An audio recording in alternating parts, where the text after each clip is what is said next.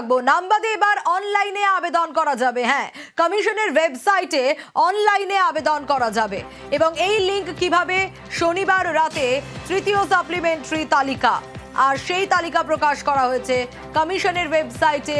অনলাইনে আবেদনের link, voter list থেকে নাম বাদ গেলে লিংকে আবেদন কিভাবে করা যাবে, আরো বিস্তারিত এই বিষয়ে জানাতে পারবে সোমরাজ রয়েছে আমার সঙ্গে। সোমরাজ, দেখো, জাতীয় নির্বাচন কমিশনের যে ওয়েবসাইট রয়েছে www.eci.gov.in, এই ওয়েবসাইটে গেলে জাতীয় নির্বাচন কমিশনের হোম পেজ খুলবে। সেই হোম পেজে গিয়ে ইলেক্টরস বলে একটি অপশন রয়েছে। ইলেক্টরস অপশনে গিয়ে ক্লিক করতে হবে। ইলেক্টরস অপশনে ক্লিক করলেই একাধিক অপশন দেখা যাবে। সেইখানে গিয়ে একটু নিচের দিকে গেলেই দেখা যাচ্ছে যে ইন্ডিভিজুয়ালি আপিল করার জন্য একটি উইন্ডো তৈরি করা হয়েছে। অর্থাৎ যারা আন্ডার অ্যাডজুডিকেশনে রয়েছে, যাদের নাম এডিশন বা ডিলিশন দুটো ক্যাটাগরিতেই রয়েছে, তারা আবেদন করতে পারবেন। যদি তারা মনে করেন ট্রাইব্যুনালে আবেদন করা উচিত, সেক্ষেত্রে তারা ট্রাইব্যুনালের কাছে আবেদন করতে পারবেন। এবং সেখানে যখন ক্লিক করবেন, অর্থাৎ ইন্ডিভিজুয়াল অ্যাপিলের জন্য যে লিঙ্ক দেওয়া হয়েছে, সেখানে যখন ক্লিক করবেন, সেখানে তার মোবাইল নাম্বার বা এপিক নম্বর দিতে হবে, তার সাথে একটি ক্যাপচা এন্ট্রি করতে হবে। সেটা করার পর একটা ওটিপি জেনারেট হবে। সেই ওটিপি জেনারেট হওয়ার পর তারপরে সাইন আপ বলে একটি অপশন আসবে।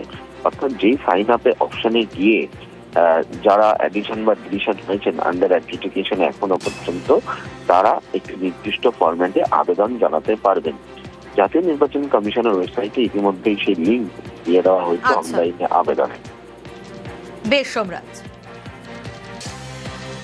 পাশাপাশি অফলাইনেও কাজ শুরু ট্রাইব্যুনালের। অ্যাডজুডিকেশনে নাম বাদে আবেদনের সুযোগ কিভাবে কাজ করছে অফলাইনেও ট্রাইব্যুনাল, আরো বিস্তারিত এই বিষয়ে সোমরাজের কাছ থেকে জানবো। সোমরাজ, কিভাবে কাজ করছে অফলাইনে ট্রাইব্যুনাল? দেখো, জাতীয় নির্বাচন কমিশনের তরফে প্রাক্তন বিচারপতিদের মাথায় রেখে জেলাভিত্তিক যে ট্রাইব্যুনাল গঠন করার কথা বলা হয়েছে, ইতিমধ্যে জেলায় জেলায় সেই নির্দেশিকা জারি প্রক্রিয়াও শুরু হয়েছে। তুমি দেখতে পেয়েছো ইতিমধ্যে উত্তর চব্বিশ পরগনা জেলার তরফে প্রত্যেকটি মহকুমা শাসককে নির্দেশিকা পাঠিয়ে দেওয়া হয়েছে, যেখানে বলা হচ্ছে যে অফলাইনে আবেদন নেওয়ার জন্য, এবং সেই আবেদন নেওয়ার পর তারপর সংশ্লিষ্ট আধিকারিকরা ইসিআই নেট পোর্টালে গিয়ে তা আপলোড করে দেবেন। অর্থাৎ একদিকে যখন অনলাইনে লিঙ্ক দেওয়ার প্রক্রিয়া শুরু হলো, তেমনি কয়েকটি জেলার তরফে ইতিমধ্যেই অফলাইনে আবেদন নেওয়ার প্রক্রিয়াও শুরু করা হচ্ছে। গতকালে উত্তর চব্বিশ পরগনা জেলার তরফে নির্দেশিকা জারি করা হয়েছে বিভিন্ন মহকুমা শাসকদের উদ্দেশ্যে। অন্যান্য জেলাগুলিও ইতিমধ্যেও এই প্রক্রিয়া শুরু করা হচ্ছে বলেই কমিশন সূত্রে খবর। বেশ সোমরাজ।